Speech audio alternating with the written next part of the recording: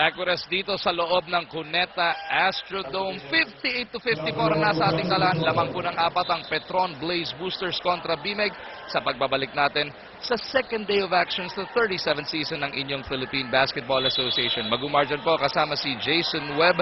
Nandiyan din si Sel Guevara. As we take a look at as we open the action dito sa fourth and final quarter. What an ending para dito sa BMEG to sa third. Getting the basket right before the buzzer. Yung momentum nun hanapin nilang madala dito. Yeah, you know, when Petron's going to look at that tape, it all boiled down to Arwin Santos being a little too aggressive, trapping the ball at the half-court line. And when he did that, nabubusan ng tao yung Petron sa ilalim. You look at the quarter scoring, it has gotten better para sa Petron. On the other hand, BMEG struggled in the last two quarters, only 16 each in the second and the third. One to shoot, huli pa yung attempt ni Baroka. Kabagnot ng Santos conniving para makakuha yung shot block na yun.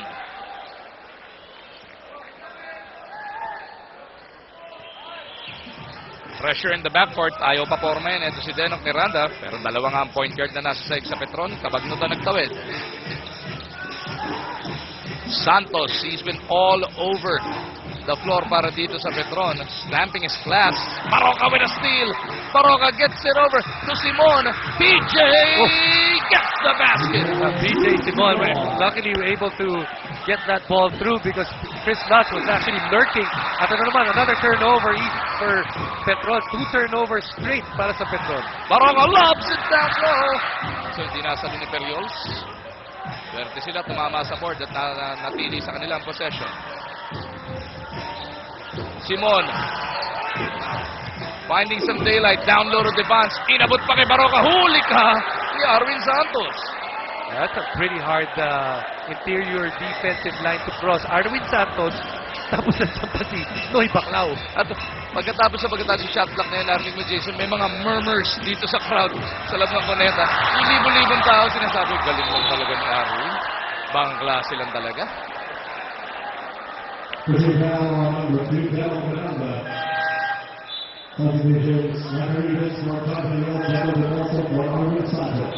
Papahingay na muna. Ito si Arwin Santos. Lakay, babalik sa seg. Kasabay pa si Rivas. Si Agustin, pinagpahinga na rin ni Coach Ato.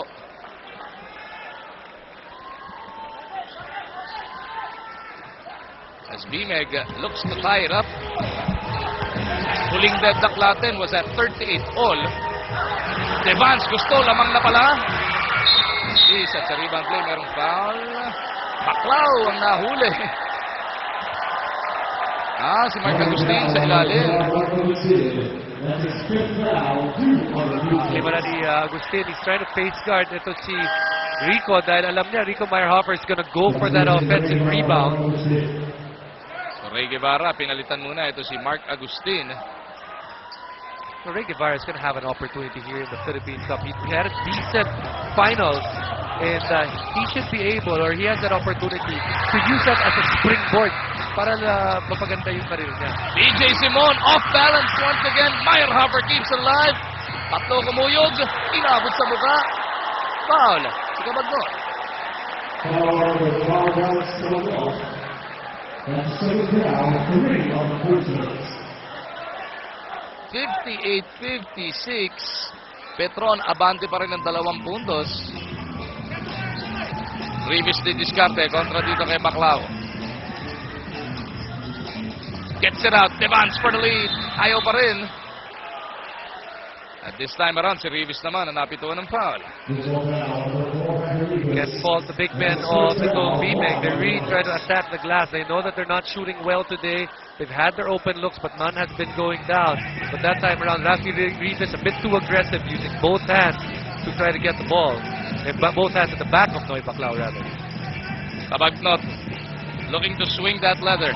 Ray Guevara, ito na yung pagkakataon. Gets the layup plus a foul. And that's what I like about this young man. Ito si Ray Guevara. Comes into the game. I remember the finals. That was the one time na nagkaroon siya ng playing time. He was ready to go. Today, not a lot of playing time. Gets called here in the fourth quarter, and he's ready to go once again. And the thing with him, has height at that position, and definitely has the athletic ability. At binalik niya sa 5 ang abante ng Petron with that bonus free throw. BMEG in trouble. Away from play, meron na namang foul. Looks like it's against Ray Guevara. So far, Petron has been doing a decent job of not getting to the penalty too early. But dito sa fourth quarter, might be a bit of a problem for them because after 2:40 gone by, 4 na ang binigay nila ng mga foul.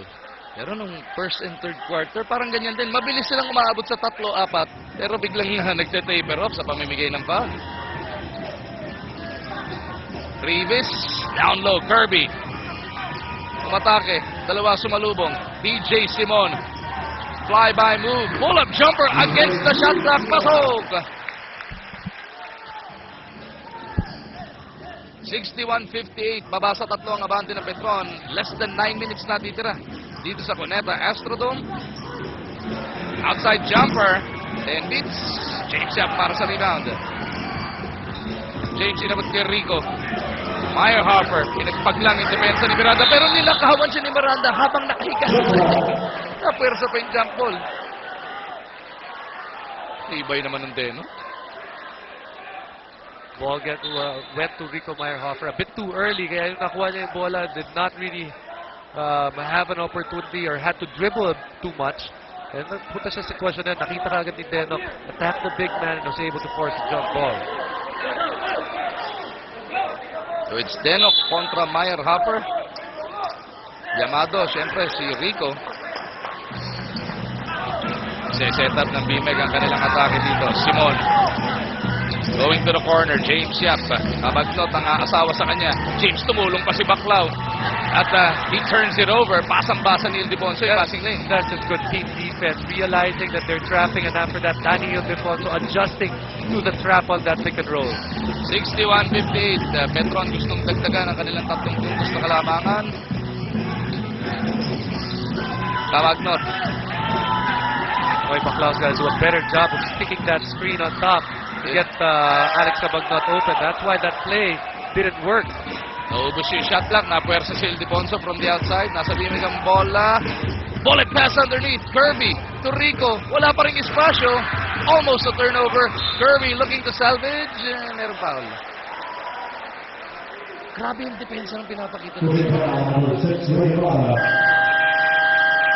Petron, they won a championship because of defense, and right now their defense limiting BMEG to only 58 while they have 61.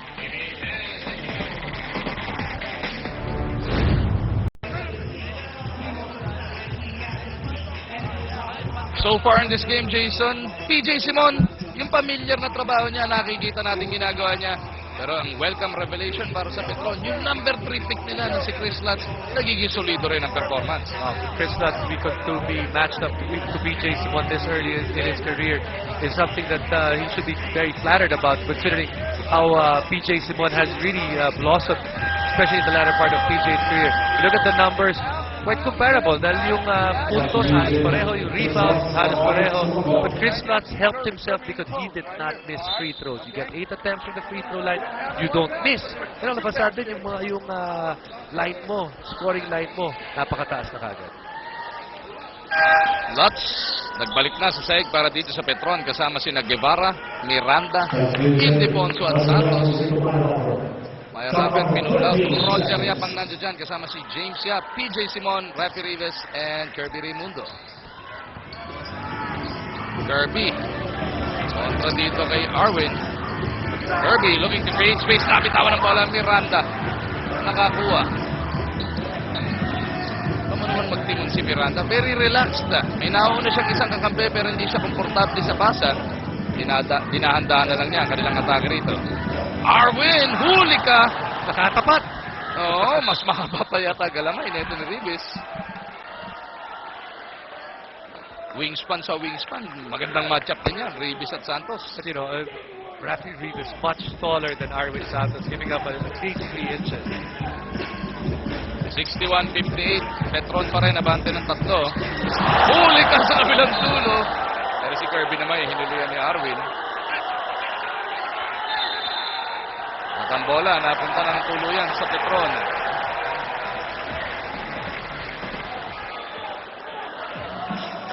With just over 7 minutes remaining here, umagal ang scoring. Kung depensa at depensa, papabor yan sa Petron, di ba? They're used to that, and you know, when you have a game like this, although it doesn't matter if it's a high scoring game or low scoring game, because what you're looking at, if it's a 3-point lead, it all boils down to last few minutes of execution.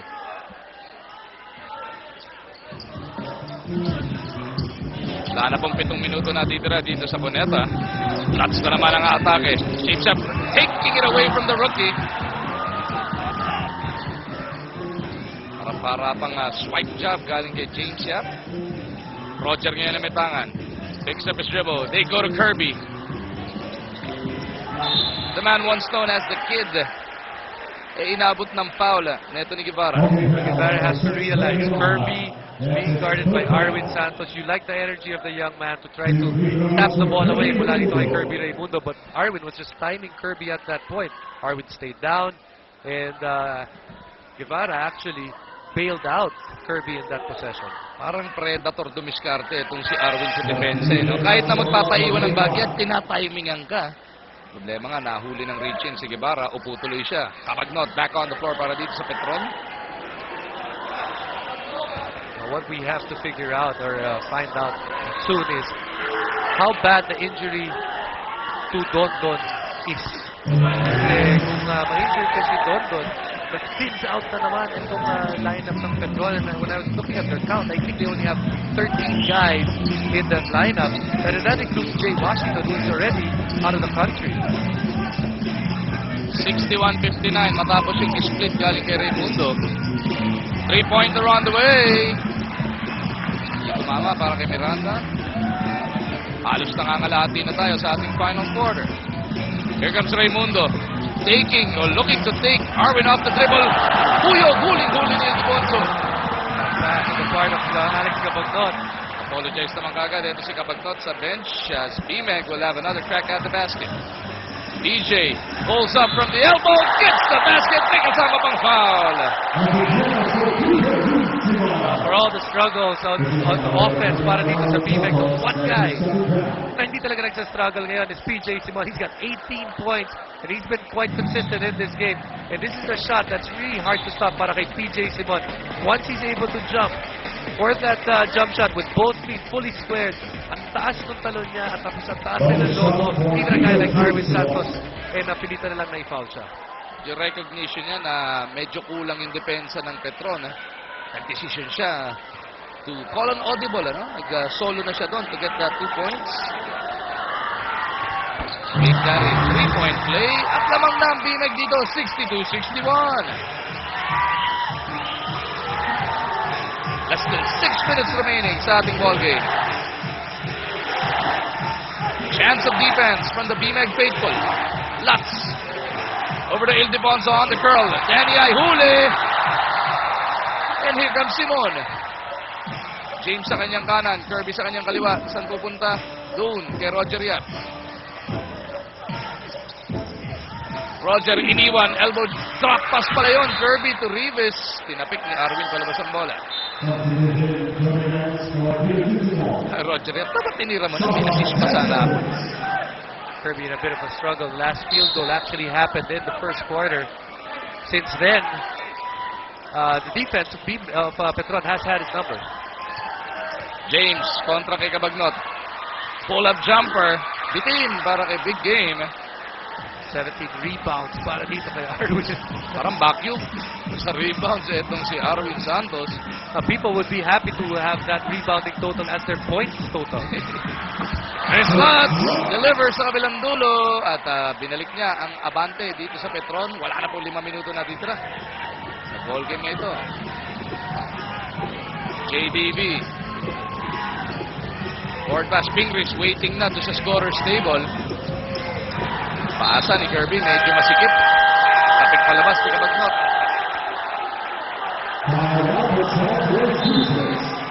Si Ildefonso nagpapaliwanag para sa ating referee. Tatawag muna ng timeout ang Petron. 63-62. Abante ng isa ang Petron.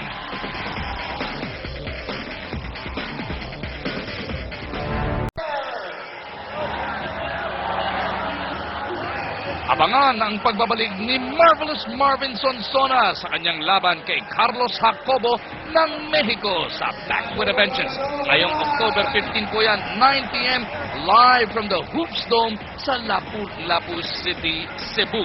Dito lamang po yan mapapanood sa Active on IBC. Speaking of live events dito sa atin, 63-62, ikalawang araw na po ng 37th season ng inyong Philippine Basketball Association. What a ball game we have at hand. Naging seesaw affair in the last few minutes. Bawian lang ng lamangan dito. Like we said, in this game, and when we saw it earlier, na tumigit na yung laban, this is going to be all about execution. BMEG, 17 turnovers. We said in the first half, they struggled with turnovers. Still there with those 17. Petron, very clean game, ha? Yung 11, that's a very good number for a PBA team. Raimundo, wala mapunta na, pwersang kunin yung tira. You gotta remember, on the part of Kirby Raimundo, he was off for an entire year. So he is also trying to get his basketball legs back. He's able to make the right decisions and the right situation. Just over 4 minutes remaining Nice in this pass. contest. Ildefonso, huli ka ni Mark Pingree. Better defense on the part of Mark Pingris not to give up. And even better, pero si Denok Miranda, last touch pa pala sa bola.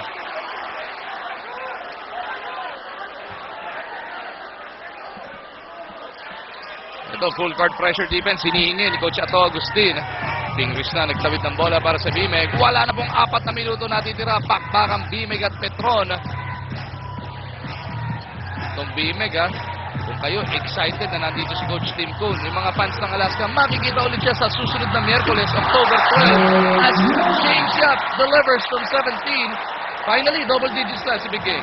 But he's had his shots this time around. Alam niya, meron siyang height advantage kalaban si Cabagnon. All he has to do is rise up and get a little bit of space. He was able to get that and knock down the shot. Miranda over to Cabagnot. Gustong iwan si Devans. Cabagnot pulls up for a three. Bang! What a shot for Alex Cabagnot. Gaya na sinabi natin kanina, that coaching staff, the coaching staff of BMEG, what they said about their guards, both Alex and Denok Miranda, silang dalawa, yung talagang nagkaroon ng big increase in confidence because of the championship, and Alex has shown it right there. 30-second timeout requested by Coach Tim Cone. 66-64. Dalawa po abante ng Petron. Binabanggit natin kanina, October 12, Miyerkules po yan. Susunod na Miyerkules sa Araneta Coliseum, BMEG kontra Alaska. It should be a one hell of a ball game, Jason. Of course, you have the fans of Alaska that want to show, or that team itself want to show that, hey, we're okay, even without Coach Tim Cone. Itong BMEG fans naman, gusto sabihin, okay din naman sila. Medyo nabasag ang kanilang puso pagkatapos ng 3-pointer na yan galing kay Cabagnot. Harap-harapan kontra sa 6'7" na Joe Devans. And it's quite evident if he's stepping or not because of those shiny shoes of Alex. You'll know kung stepping siya o hindi. 66-64. Back to live action. BMEG down by 2. James Demanza pick-nipping. James shovel pass to Kirby! At yung dalawang gun, when was the last time we've seen that? All started with James Yap able to split that double team. James Yap, once he split that double team right here, goes right through in between because Danny Ildefonso gambled one-on-one with Arwin. And this time around, sabi ni Kirby Raimundo, I'm just going hard and hindi mo ako masusupalpal. Na James to Kirby connection. Finally, pumutok dito sa dulo ng larong ito. 3-point play completed. 10 puntos para kay Kirby. Lamang na naman dito ang Llamados. Wala na pong 3 minuto natitira sa ating orasan. Miranda yelling out instructions. Bullet pass, Ildefonso to Lutz. Hindi nga lang ready itong si Chris Lutz. Lutz pa rin at tapigan na bola. Kirby on the run. Arwin looking to track him down. Kirby all the way. No. Hindi dumana yung kinaliwa ni Kirby. Nagmamadali naman si Cabagnot over to Santos. Arwin loses it in midair. Na kanino ang bola? Cabagnot once again. Not this time. Lutz! What a game. On one hand, BMEG had an opportunity to increase their lead via a layup and then missed opportunities para sa Petron, but then they did not give up. This shot way off para kay Alex Cabagnot, but Chris Lutz, no one put a body on him. Had a great game so far, a very good game, and looking to finish this one off with even more scoring. Premiado to crash the top 5 best debuts for a rookie. Ito si Chris Lutz, 18 puntos na dito. In the past 5 years. In the past 5 In the years. past 5 years. May Asitaw Lava, grabe rin yung debut nun. And I remember I was in the wrong end of that. Chris Lutz completes that 3-point play. Dalawang abante ng Petron, kaya hindi mo malilimutan. No? Baroka, nagmamando rito para sa BMEG with just over 2 minutes remaining in this game. James stretches, Pintays, Ildefonso, pinugol kay Santos. Nabitin yung pasa, pero PJ Simon could not handle the leather.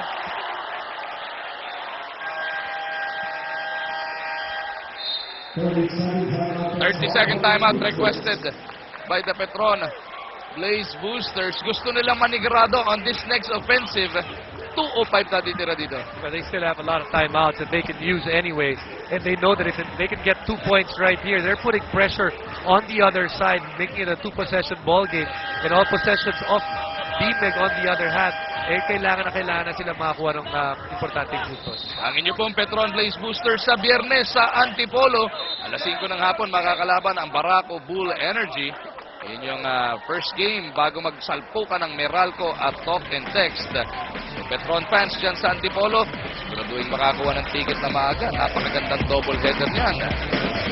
Ito yung aking tanong kanina. Yamado na nga ba talaga si Coach Tim Cone? Down by 2 points, 2:05 remaining in this game. Petron pa, may tangan ng bola. 19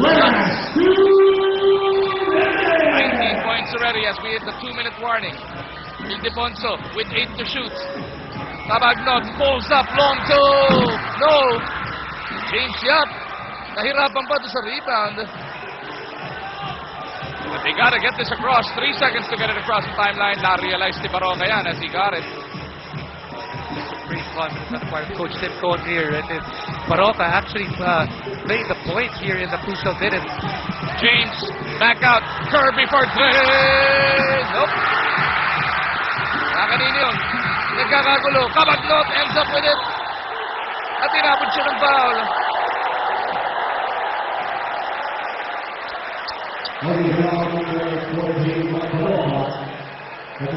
Pang-apat na foul para dito kay Mark Baroka. At pang-limang team foul ng BMEG. So hindi na sila pwede mamigay. Magkakaroon na ng free throw. Susunod na defensive foul. JDV pinalitan na muna si Kirby. And here comes Denok Miranda. 1 minute and 12 seconds remaining in this game. Petron looking to push their advantage to 2 possessions. Miranda bibigyan ng pick. Denok to Arwin. Nakita sila kay sa ilalim. Nabitawan. Cabagnot 3 to shoot. Cabagnot pulls up. Ends up getting fouled by Baroka.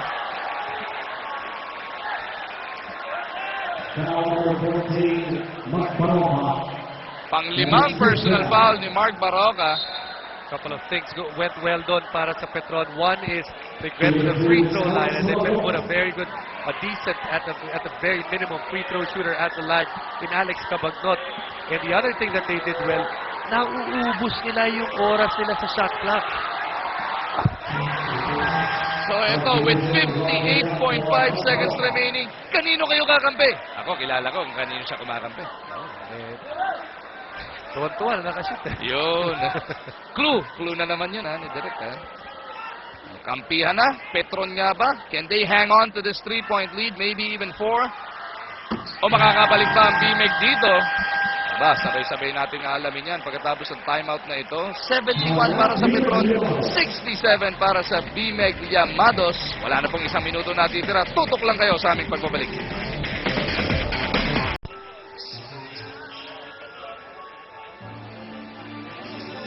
So ito po ang istorya. 58.5 seconds natitira.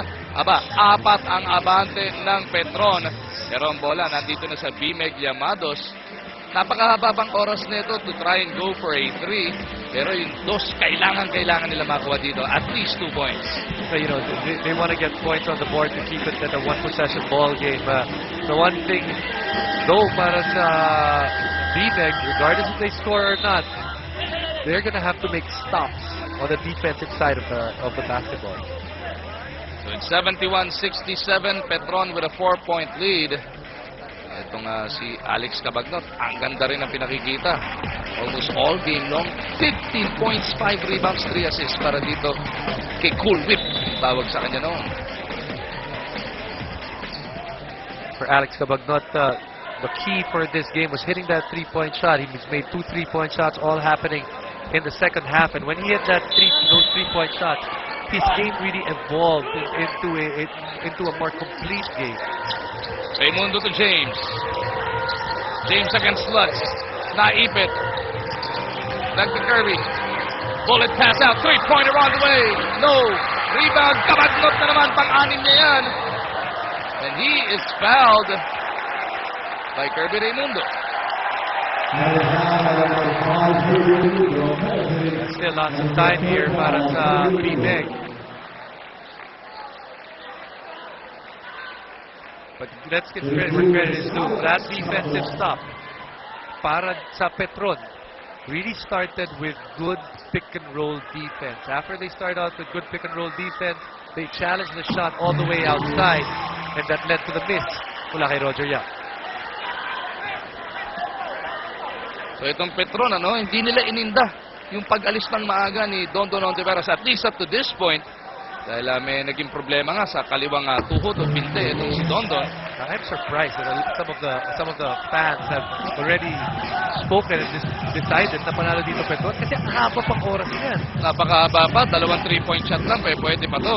But they gotta make a quick basket here. That's why Coach Tim is quite upset. Get to your spots and try to get a quick basket. Devance to James, long 2. James hindi nakatama. Babalik pa sa kanya ang bola. Patay na ang ating shot clock. Quick 3. James. Wala pa rin. Arwin Santos with yet another rebound. And that should do it. Hindi na pumapaul dito ang BMEG. Denok Miranda coming out. Uy, baliktad yung pick. I think maybe a case of cramps already para kay Denok. PJ Simon sa kabilang dulo. Cuts this deficit to 4. The Denok Miranda is on the other side of the court. Actually, nandun siya sa sahig dahil when he jumped, he already grabbed his calf. Kaya hindi umabot yung layup, At yun nga, mukhang cramps. Ginagawang stretching sa kanya yung pagtulak ng paa.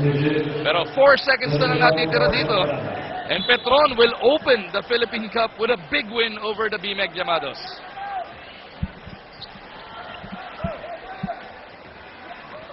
At ayan na nga po. The final score officially will be 73 para sa Petron, 69 para sa BMEG Llamados. The Governor's Cup champions opens the Philippine Cup with a bang. Tandaan natin, ang BMEG lumamang ng hanggang 10 puntos early on in this game. Pero eto, napakaganda ng kanilang pag-comeback dito. Kinuha nila ang unang lamang nila, third quarter na. And they hang on all the way to the fourth quarter. 73-69 is your final score. So, para dito sa BMEG, yes, it's their first game so far with Coach Tim Cole. Of course, ang iniisip ng tao uy, panalo tayo, let's get off to a rousing start. But then, this journey para sa BMEG is a long journey, even though they've already got a quality coach that has won a Grand Slam. So ang ating best player of the game is, siyempre, yung number 3 overall pick. What an impressive performance dito. At I believe he is standing by. Kasama natin ngayon si Chris Lutz, ang ating best player of the game. Hello, Chris, and congratulations to you. What a performance. Thank you. Alex and those guys just got me in the right position. The coaches gave me the confidence offensively, but I don't care about that. As long as we won, I'm really happy to just start off with a win in the first game. Hey Chris, Jason here. It seems that it was an easy transition for you, moving over from Smart Gilas to the system that Coach Ato has for you. How come it seems so easy for you from the defensive standpoint all the way to the offensive standpoint? It wasn't that easy. Like I said, my teammates put me in a great position. Coaches got me ready real quick, and I was just lucky and fortunate for my teammates to pass me the ball and get me open. I'm sure it's going to be a big dinner celebration later after this game, huh? We'll see. We gotta after this, we got to prepare for Friday and try to get that win. It is your first official PBA game, not in a guest league, but as an actual pro. I bet you got a lot of people to thank. Yeah, I'd like to thank my family back home, my extended family here, Elmer, my cousins, Sarah, Elga, and just thanks to my teammates and my coaches. Congratulations once again, Chris Lutz, your best player of the game. At hindi pa tayo tapos dito sa PBA on Active. Sa aming pagbabalik, makakasama na naman natin ang ating Active Center with Miko Alili and Janelle So. Tutok lang kayo.